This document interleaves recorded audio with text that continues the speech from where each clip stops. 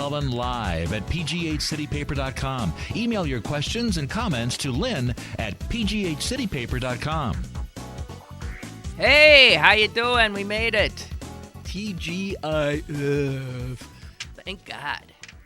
'Tis Friday, folks, and it's, what is it? The 8th of Janvier, the first month. The 8th of the first month in the year of somebody's Lord, 2016. There you go.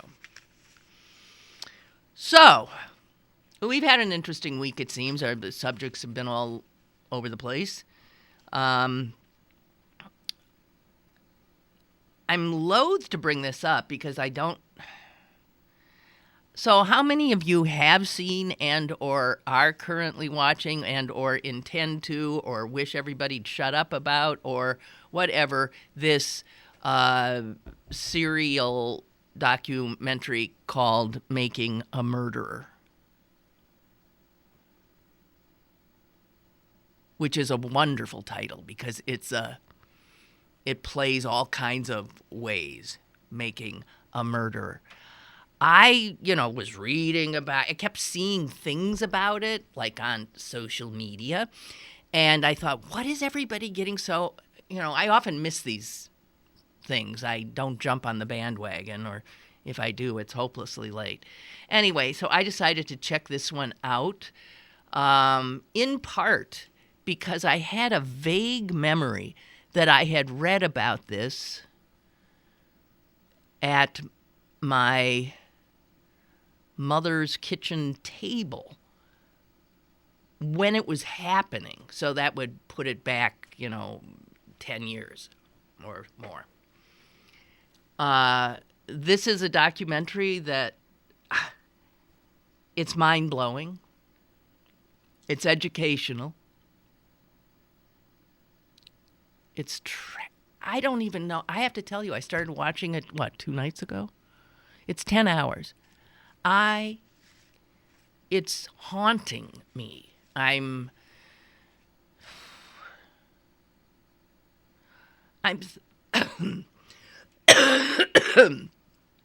thinking at times that the picture it shows of human beings is so compelling and so repellent and so, it's all there. It is Shakespearean.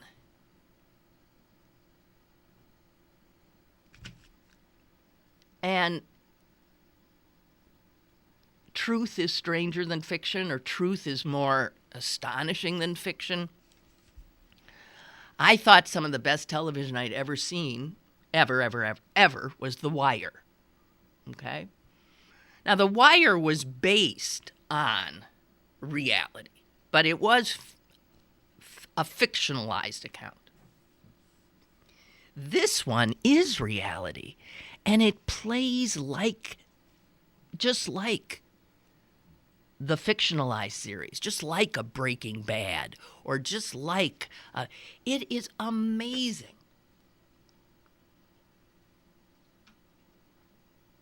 It takes you and pummels you and messes with your head and rips back curtains that you look into people's lives and slices of America that you would otherwise never see. It shows the corruption of our law enforcement institutions, at least this one particular one. Unbelievable. Better than any movie that's going to get any Academy Award this year. Better than any movie, I think. So I just have to tell you, if I seem sort of distant and not in the present, it's because I'm not. I'm in Manitowoc, Wisconsin, right near where I grew up. But I'm back there in a part of the country I know so well seeing it like I've never seen it before, it's just astonishing. Got to tell you. Making a Murder. Wow. 2 women shot this thing over, what? It'd have to be like a almost 10-year period. Yeah? Wow. I mean, it is so well done. There's no narration. There's no narration, is there? No, there's none. It just uses all interviews and real footage of a lot of news reports from Green Bay TV stations. And it just, gee whiz. I think it's sorry, but I have to tell you, that's where my head's been. It's on Netflix. Is there any way to do it other than Netflix? I suppose not. It's on Netflix. Making a Murder. Wow.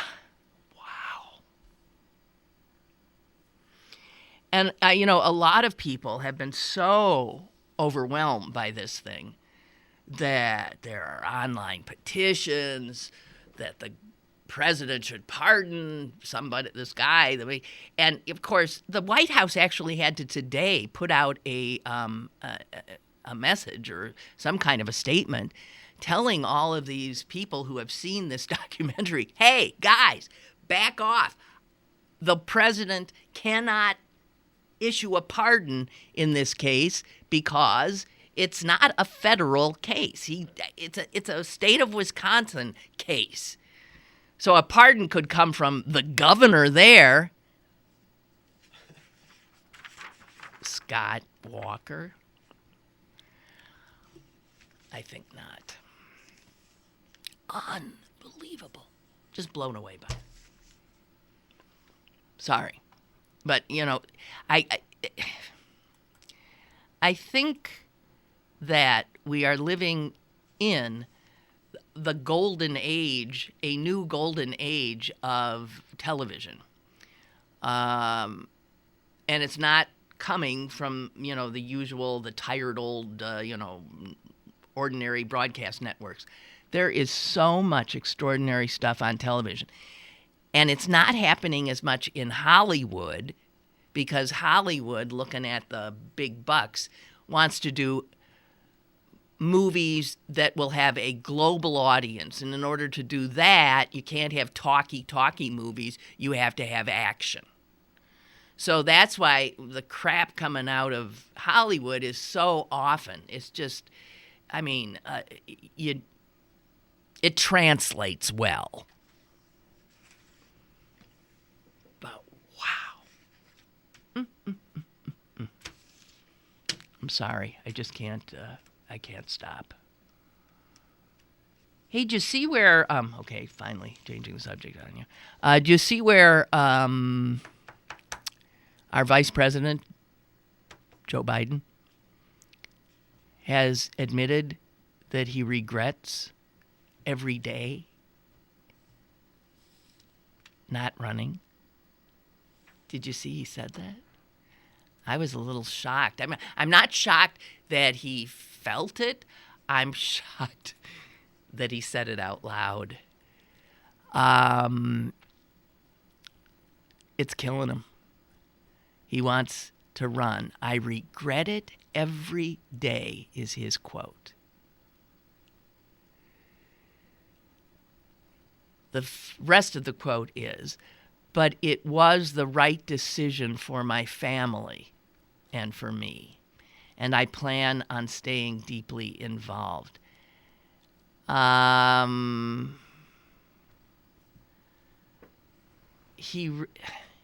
don't know. He did that on a local, he was speaking to a local television station in Connecticut when he did say it.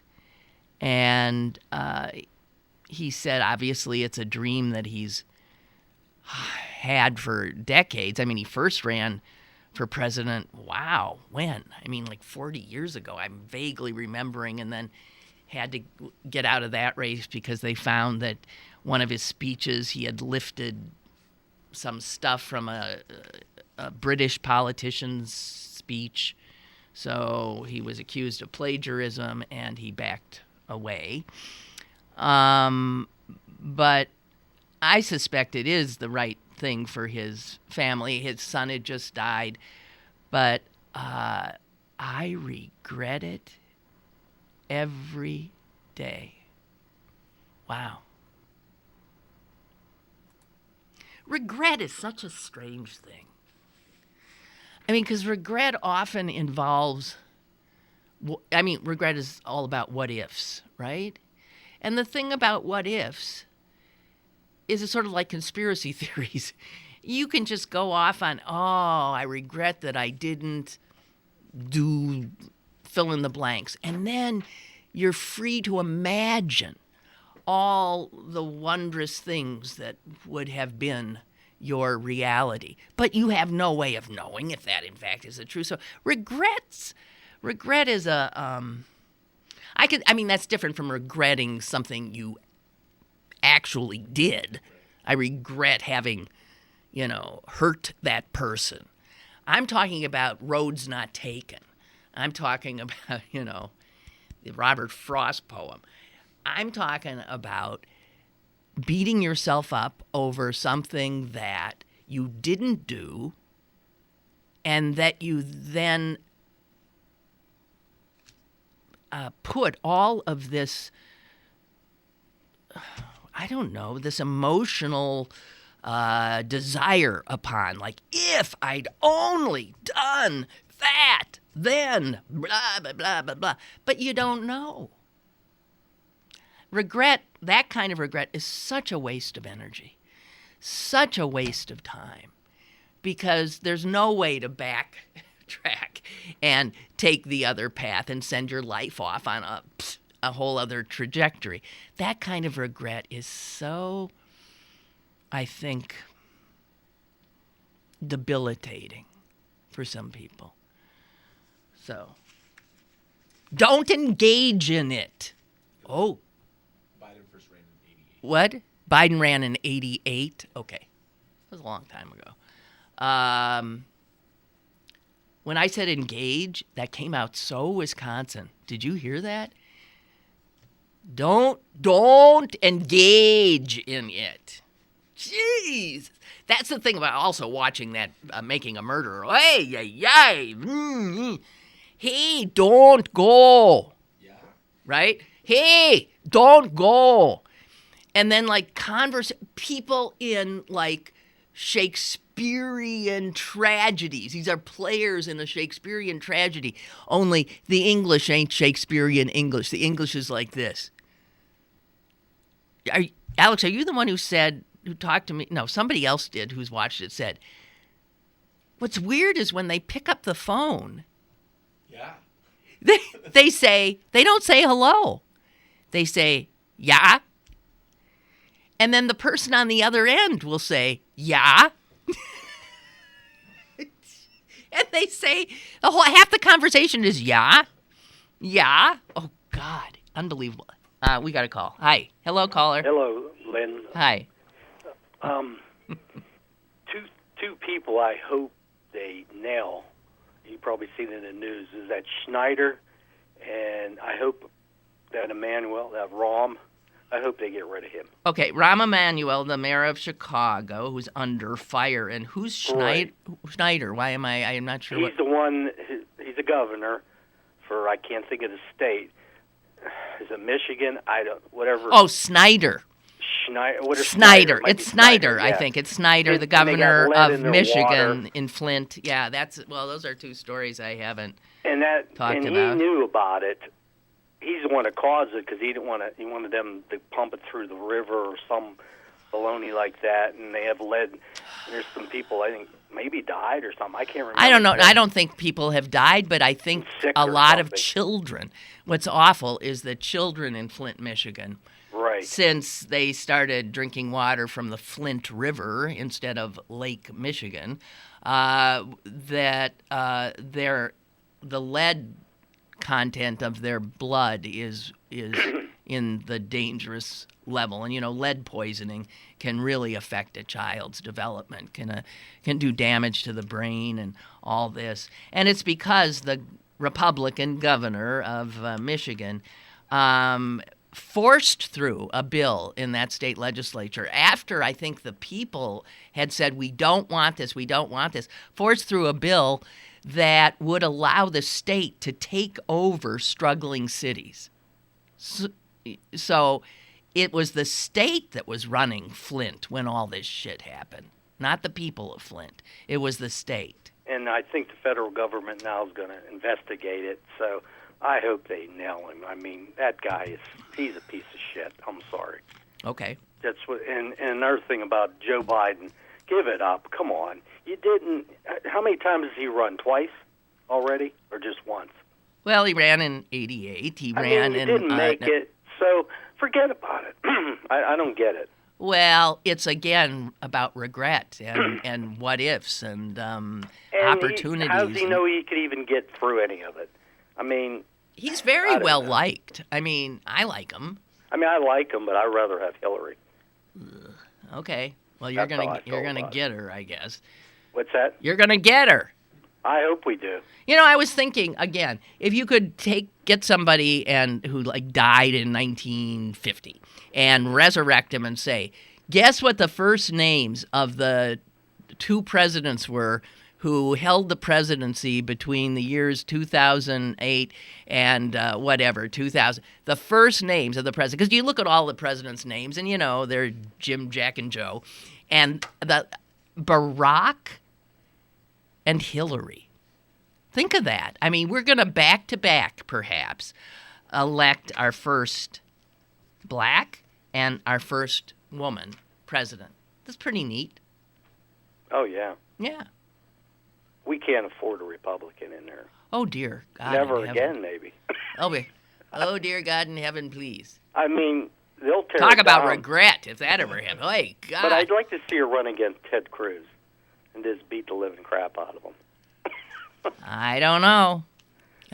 Be careful of what you wish for. If it's Trump or Cruz, it'll be Breeze. I don't know. I don't know anything anymore. Well, I think any of us, none of us know. Yep. None of us know anything. When you see the so-called pundits looking so totally befuddled, perplexed, and bewildered, you know that nobody knows what's going on anymore. This is true. The same old is not the same old. We're in some totally new territory. Anyway, thanks for your call. Thanks for bringing up some news. The other governor who's in the news, Republican governor today, is this despicable character named LePage. Is he Vermont or New Hampshire? Maybe New Hampshire. New Hampshire sounds right. Roy LePage. He's Stephen King, I guess, who lives up there, the novelist. Stephen King said something like he's the most evil man I know. So this jerk is in the news because his state, like so many states, has a real bad heroin and opioid problem happening everywhere. So he's talking to a bunch of people, and he literally, well, I should have it. Yeah, it's Maine. It's Maine, yeah. Oh, it's Maine. He literally says that the whole problem is these black people. He doesn't say black people. He says these dealers got names like, and then he throws out some weird. Do you have it? God bless you. You're good, Alex. Okay, here's the governor of Maine. These are guys with the name D Money, Smoothie, Shifty. These types of guys.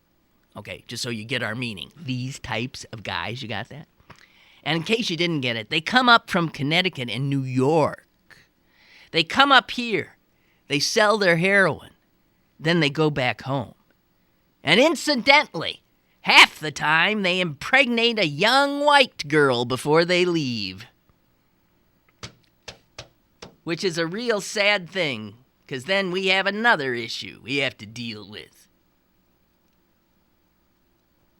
So somebody on Twitter posted the pictures, I guess, of the last 3 or something heroin dealers that have been prosecuted and convicted in Maine. 2 white women and 1 white guy. Homegrown. God almighty. God almighty. So, that's... Gotta love these Republicans. I mean, they speak their minds. They're just... Wow. The caller also brought up Rahm Emanuel in Chicago, and again, a subject I have not felt compelled to talk about, but he's in trouble. And my understanding of Rahm Emanuel is it couldn't happen to a nicer guy. I mean, he just always struck me as a son of a bitch. A capable son of a bitch. But it appears he has, and his administration has been aware of the flat-out assassination of unarmed black men in Chicago, and they've been covering up. They had video showing, not just one. So the people calling for his head, I don't know. They might actually pull it off. If you'll recall, he just was reelected recently in a very tight and tough race that a lot of people thought he would lose, but he made it. And now they're trying to undo the results of the election by forcing him out of office. So, where were we?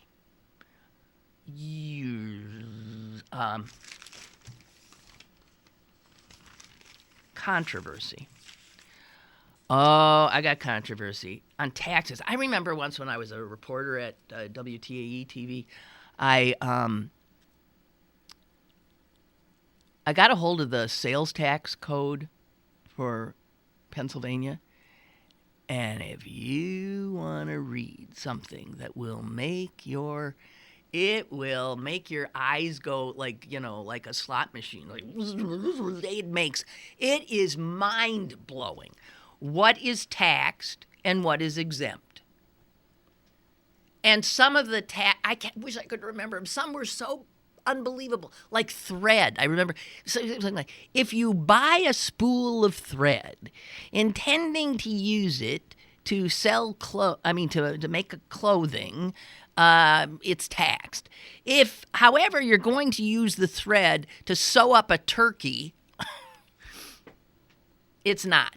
Now, of course, somebody checking you out at the cash register, do they ever say, excuse me, and what do you intend to do with this thread before?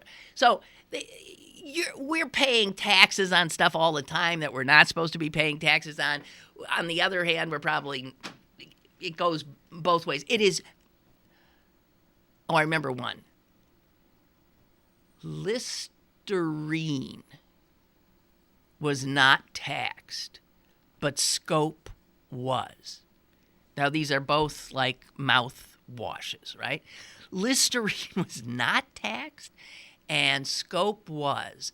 And it's because some bureaucrat in Harrisburg decided that Listerine was a medicinal thing and got itself into a different category than Scope.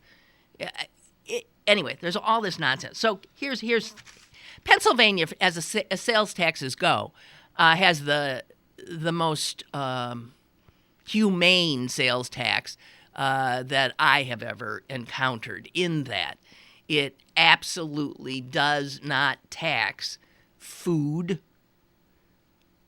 and clothing. I mean, basic stuff. And believe me, most states, clothing gets taxed. And in a number of states, food does as well.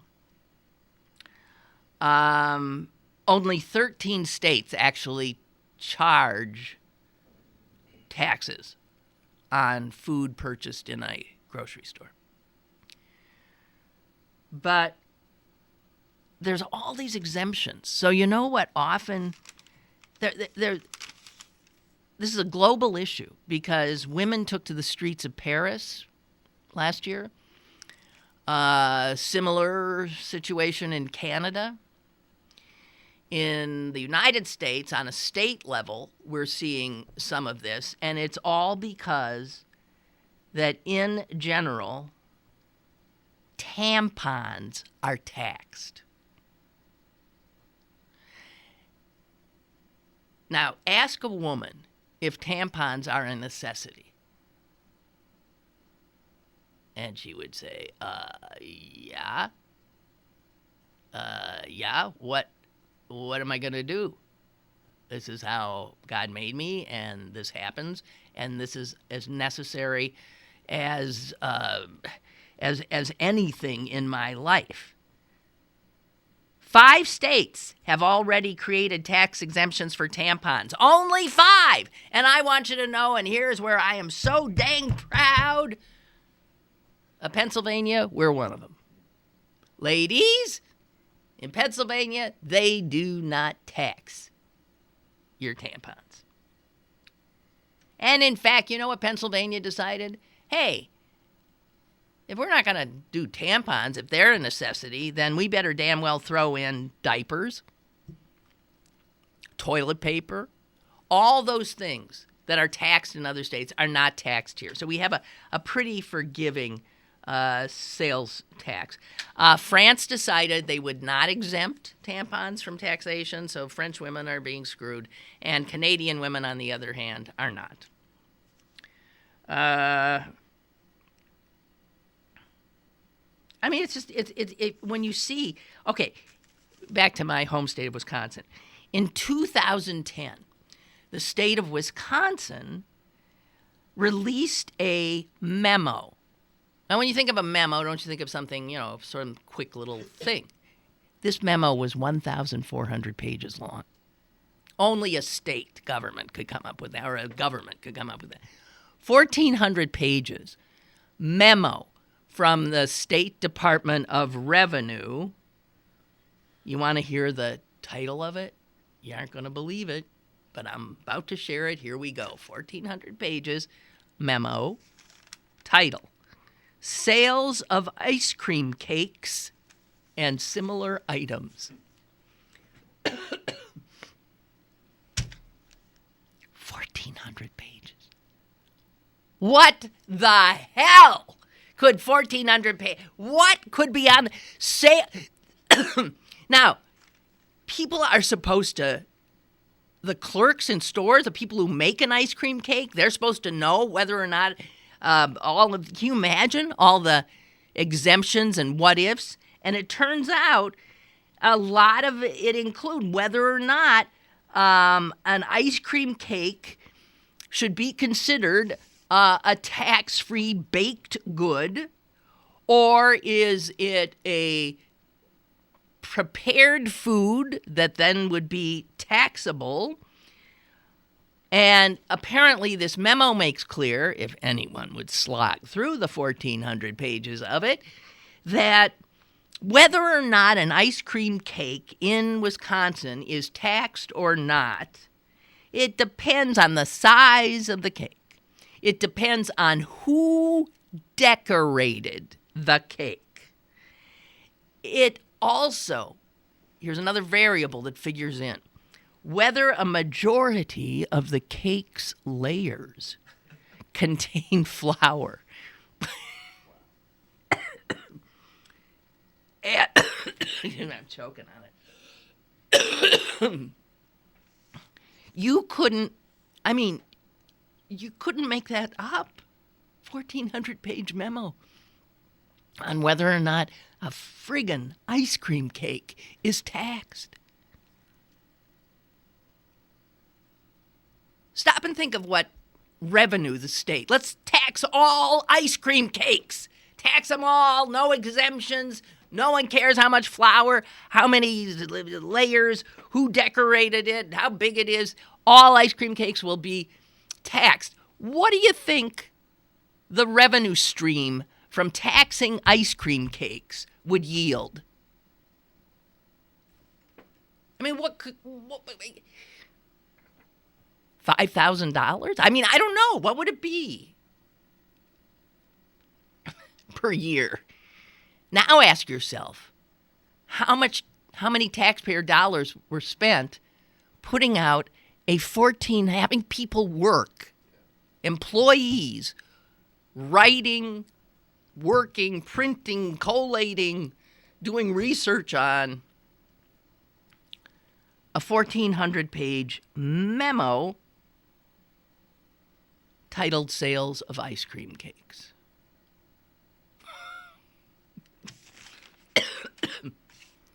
Who can't make it up?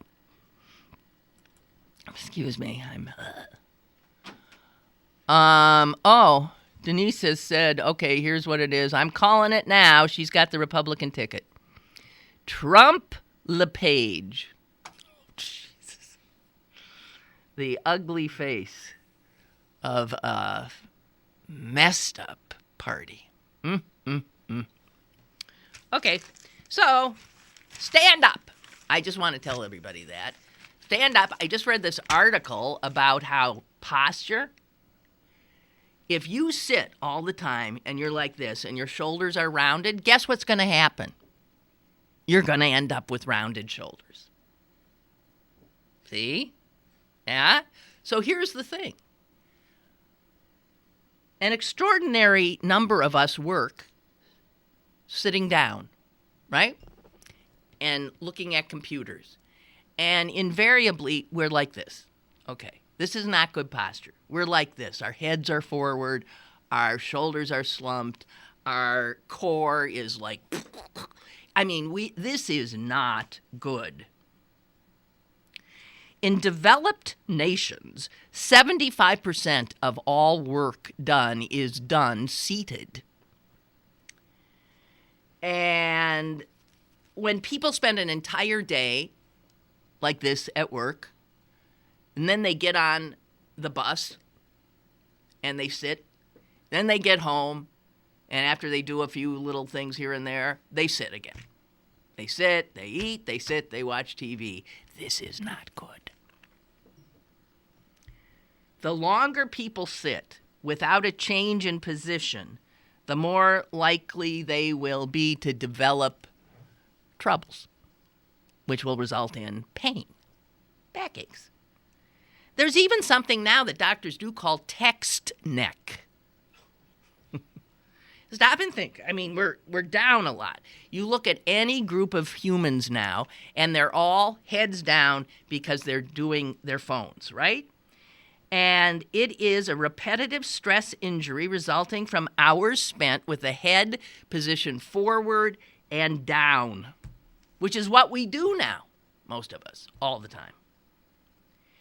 And here's what our bodies do. When our bodies are head forward and down, you know what happens? For some reason, we tend to tense our jaws. They say they don't know exactly why that is. The people leaning forward while sitting are more inclined to clench their jaws, tighten their facial muscles, which causes headache, which causes TMJ, and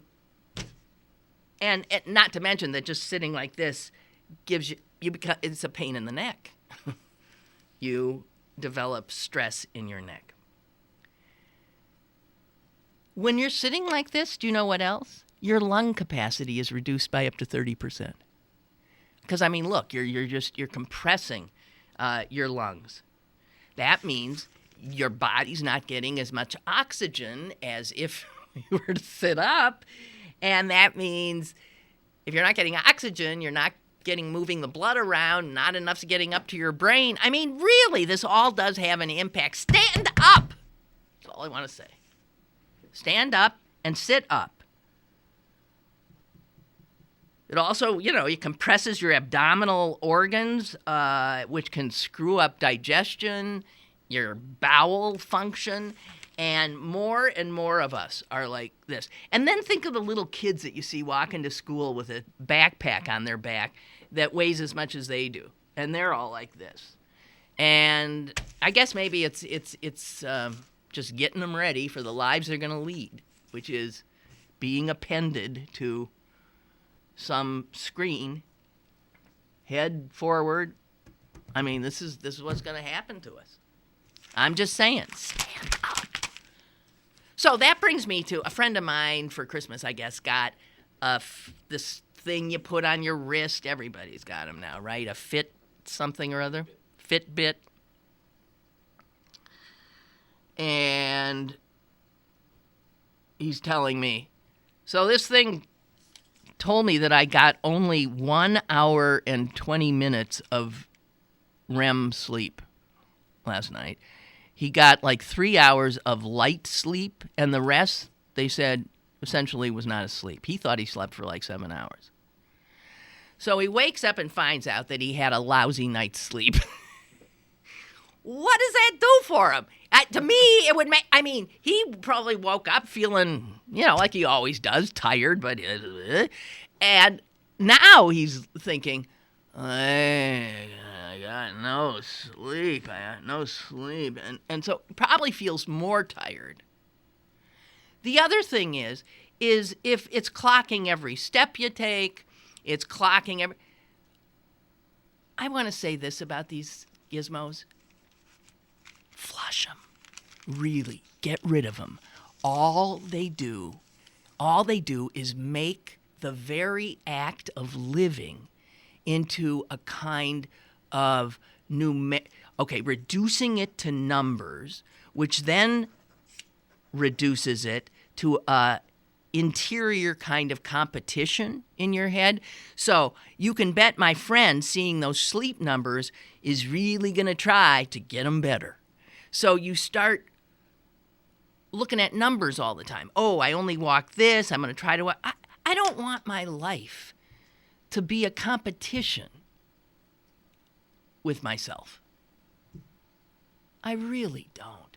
I don't want some hectoring thing on my wrist that, reminds me of how many calories you're eating, how many calories you're expending, how many steps you took.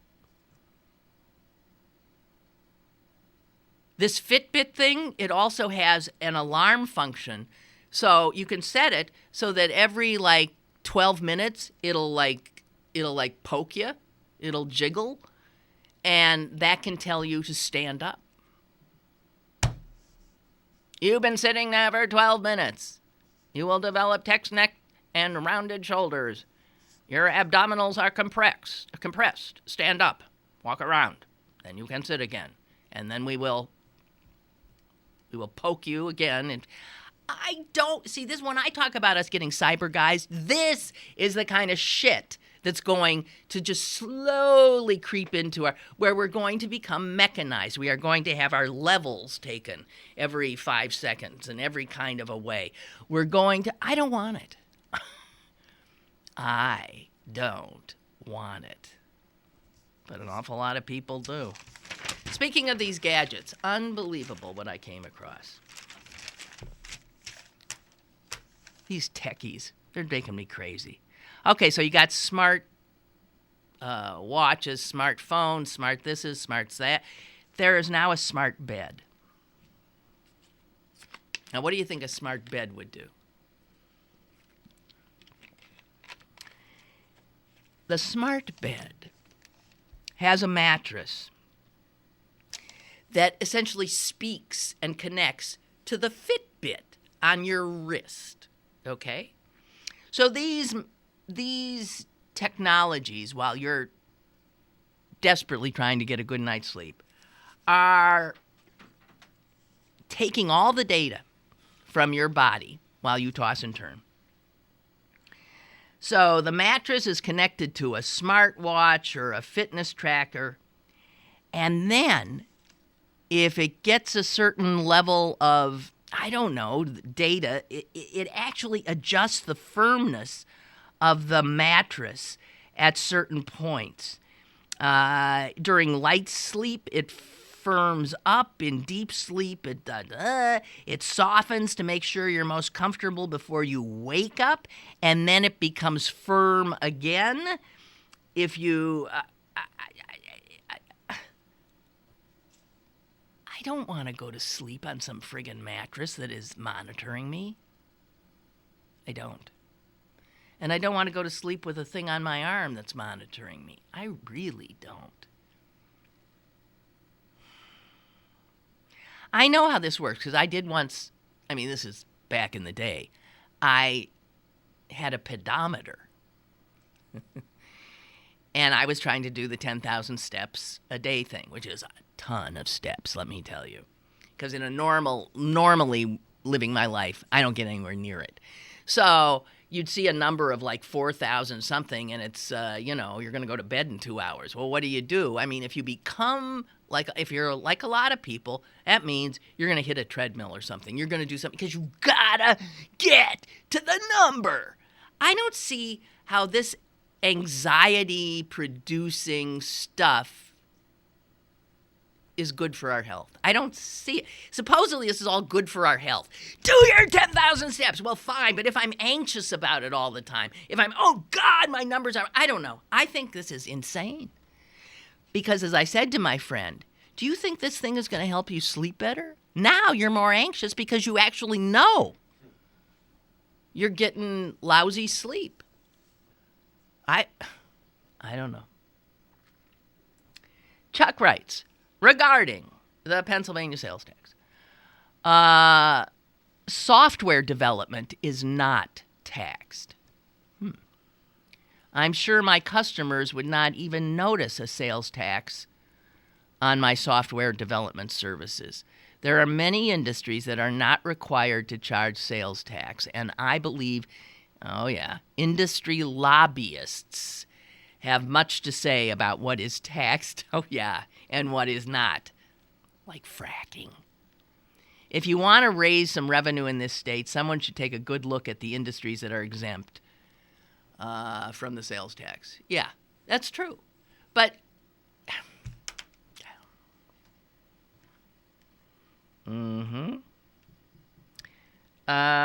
here is a okay. Yeah, let's take a call. Hello. Chuck writes. Oh, wait. Regarding the Pennsylvania. Can't get my sound down. I'm usually pretty good at that. Yeah, you are. That's not like you. Well, normally I'm on my computer. This time I was running it on my smartphone as I hand washed my dishes. Okay. But you Luddite. I really, as you're talking, I'm like, I have something to say, but I don't know what to say. Well, I know that feeling. When you got the smart bed, I'm like, oh, come on. Smartphone, smartwatch, smart glasses, smart bed. There's something going on with the human who needs this stuff. Yeah. There's something mentally wrong with your life, or something's going on. Well, I think it's sort of like, we live in such a competitive culture that I think it sets us up to compete with ourselves to better our numbers, to always be better and better and better. Because there's something about seeing data, numbers flashing on your wrist that it gets in your head. But I don't want to be nagged by a friggin' thing I pay money to put on. I'm not going to pay money to have a professional nagger on my wrist. It's that in this situation, ignorance is bliss. I agree. Yeah. Just coincidentally, I found this YouTube channel. Speaking of technology, I forget what it's called, but it's little short things. I think it's called Life or something like that. Little short things about philosophies and things like that. And I found out that I didn't know anything about Stoics. And I said, "Oh, look at me! I'm an accidental Stoic." Basically, just live life and who gives a crap. And then yesterday, I found this thing, this Japanese idea called wabi-sabi, or something like that, or wabi-sabi, which is like finding the beauty, finding the beauty in the imperfections of life. Isn't that good? That's good. Yeah. I like that idea. And so I found, it was just like this little 8-minute little video talking about it. Then I found somebody who did a documentary on it, which was awful. So now I have to start reading about it. But I said, hey, I'm an accidental wabi-sabi. You're a stoic wabi-sabi. Yeah, stoic wabi-sabi. But I found that every time I look at these things and I watch people, raku art and like the tea ceremony, these are all like wabi-sabis, haikus. Okay. And, yeah. And they all come from like a Zen idea of Buddhism. That's what I got from it so far. and as you're saying this, I'm thinking, I'm actually moving in the opposite direction Right. with this technology. Right. Because I can't see myself being stressed out by how many steps did I walk today? How did I sleep last night? I just feel how I feel at the moment. I don't want to analyze myself all the time. Every step you take, I every agree. move you make, the watch is watching you. That's right. I would think, I know more. No, I don't want any part of it. I really don't.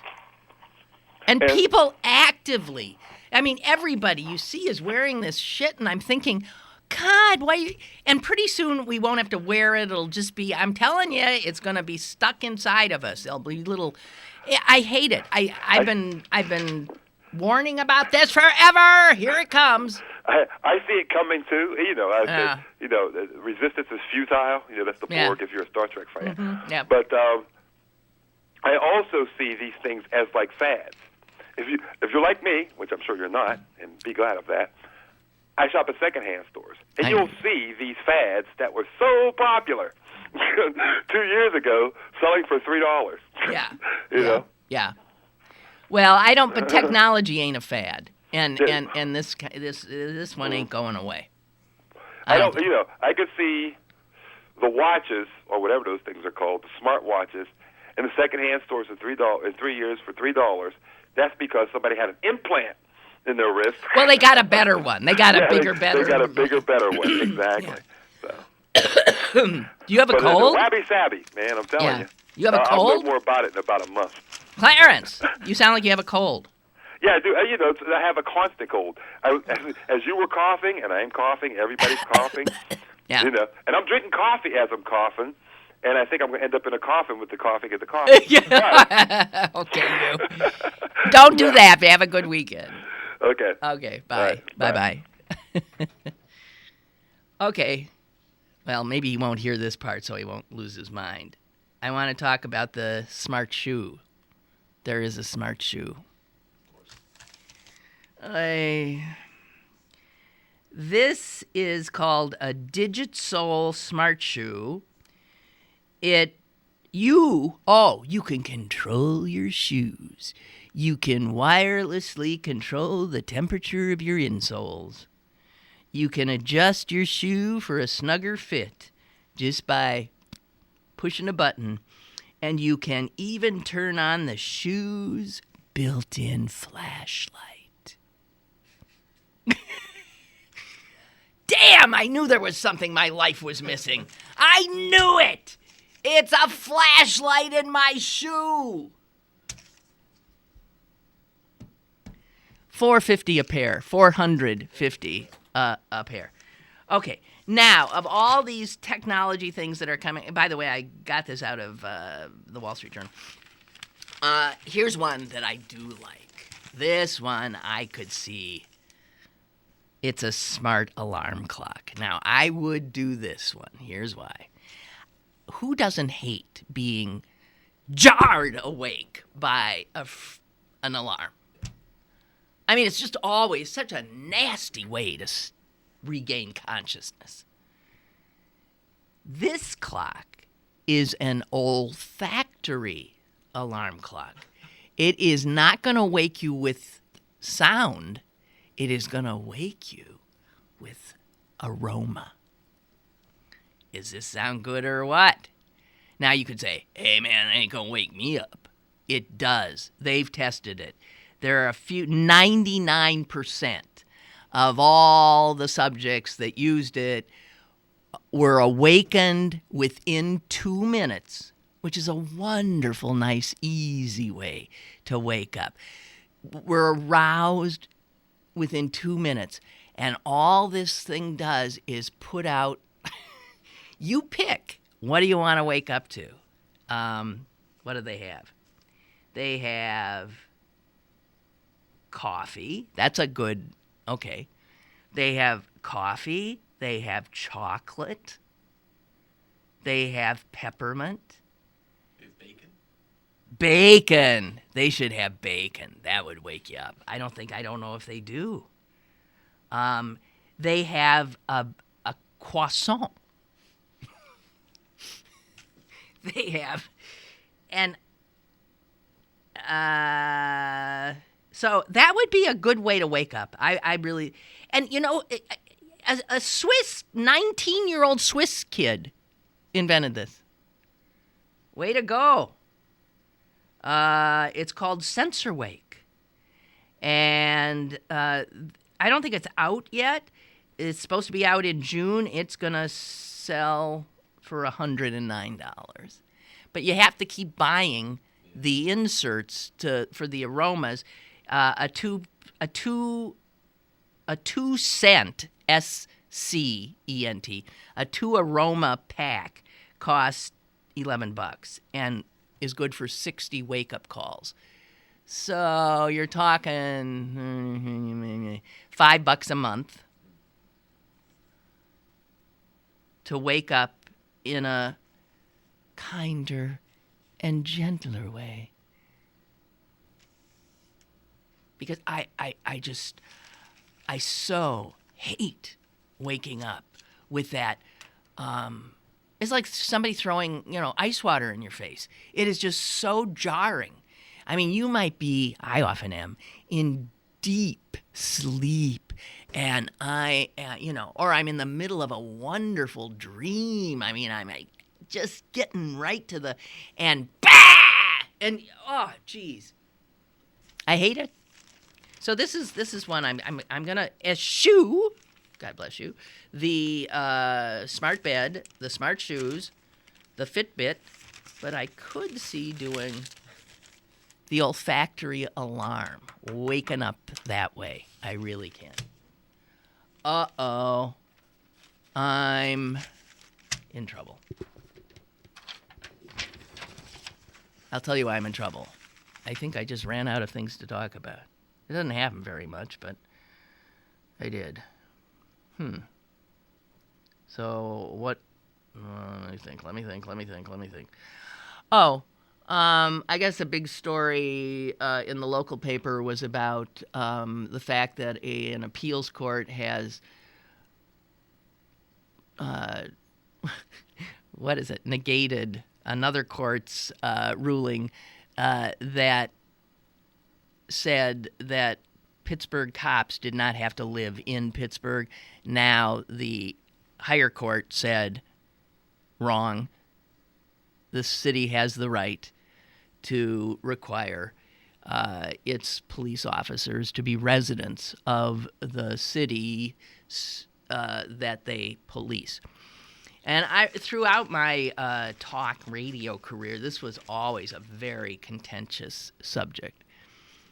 But I really think it makes a ton of sense that cops need to live in the city, to have a stake, so that you're not, I think if there's a lot of us versus them when it comes to cops and the people they police, and we see that this is leading to a lot of trouble and pain and sorrow and stuff, I think it is really important that you don't exacerbate that by having the police who control city streets looking at the people who live on those streets as them. I want a cop to look at the people he or she is dealing with as us, where I want them to be part of the community fabric. And I think it is very important. Do you know, I can't remember when I started to figure this out. And maybe it was when I was a TV reporter. I did a few stories where the subject was a Pittsburgh police officer or something. And I would go to their homes. It was some kind of, I remember a few cases. I was blown away by how often I dealt with a cop that they all lived in the same neighborhood. They live is Brookline part of the city? I don't know. They live in that kind of area. They live as close to out of the city as they can live. If you want to know where do cops live, check out where the borders of the city are if they have to live in the city, and they are just one house away from escaping the city. It's like they don't want to be here. I'm telling you, there's just clusters of cops living like in the south parts of the city. I kept running into it, and I thought, geez, that's so odd. Now I understand what it is. They don't want to live here. Well, tough. Then I don't want you to be a cop in my city. Why do they not want to live here? They don't want to live here because they have lots of reasons. First of all, some of them are the same reasons a lot of other white folks ran off to the suburbs. They don't like living in an urban setting. They also think that the schools aren't good enough for them, so they want that kind of thing. I think a lot of it is just flat-out racism. I do. But that's just me. Okay, Henry writes, regarding gadgets. You were talking about smartphones and Fitbits. My wife dared me to leave the house without my phone and any other electronic device. So, I went on a grocery trip, leaving all my electronics behind. I came back 2 hours later, and guess what? I didn't die. And to be honest, there was something very freeing about those 2 hours. We should all do it. Period. You know, a few times I've actually forgotten my phone and gone off for the evening or something. And when I realize, I think, oh my God, I don't have my phone. I didn't have a phone for 60 years of my existence. When did we ever start thinking we had to have that immediacy of access to information, which pulls us out of, Clarence was just saying, that these things take us out of the here and now, take us out of where we are, of the present, of being where we are, with whom we are. It is. There's no doubt. It's making us crazy. It's making us nuts. I waste more time now because of that fucking phone. I do. I play games. I'm addicted to Words with Friends. I'm addicted to this idiotic thing called 2 dots. I'm at level 345, which, by the way, is pretty impressive. It's stupid. Waste of time. I told myself yesterday, read a friggin' book. You need a book.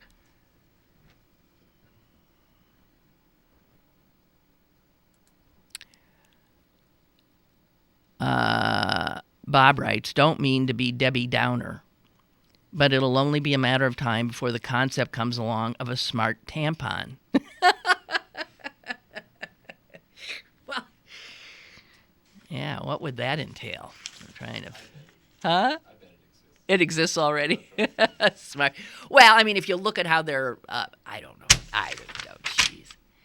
I am of an age when I don't have to deal with tampons anymore. And I'll tell you, man, free at last, free at last. I got to tell you, the greatest thing in the world is menopause. The greatest.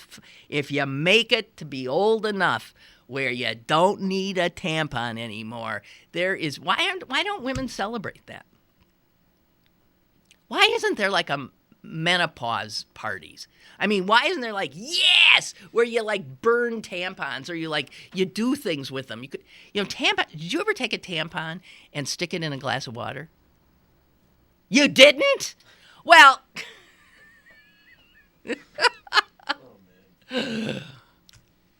I did. It's fascinating. You know why I did it? You'll be appalled, maybe. When I was trying to explain menstruation to my son. So, I mean, because you have to, your parent is supposed to do sex education. So I was trying, and I said, so, you're bleeding, so the woman has to, and I said, and this thing then, collects the blood. I said, here is one. And I showed him a tampon. And then huh? How old was he? That's a good question. 22? No, I don't know how old he was. I'm sure it was an appropriate age. He might have been pretty damn young because, I mean, I believe if a question is asked, I just give the answer, and if he can't handle the answer, he'll forget about it. So what happened is I dropped this tampon into some water so he'd see, and I was more blown away than he was. I was like, wow, look at that. I mean, it just, incredible. So Clarence has written, I did such a poor job of describing Wabi Sabi, and so he sent me a link. Okay. And Wabi Sabi to you, too. Well, there, we made it through. And my last words to you are, stick a tampon in a glass of water. It's a rush. I mean, it really is. There's something actually, speaking of the beauty of the moment, there's something actually beautiful about it. I would like maybe one of you do a camera thing, a shot of it, and then do it in slow-mo, because I think it would be, like this amazing unfolding. It's like I'll do it. Come to think of it. I just have to borrow a tampon from somebody. Guys, have a great weekend. I want to thank Alex Gordon for getting us through this week in good shape. Thank you. It's been a pleasure. Thank you. Uh-huh. Go Steelers, go Packers. Goodbye.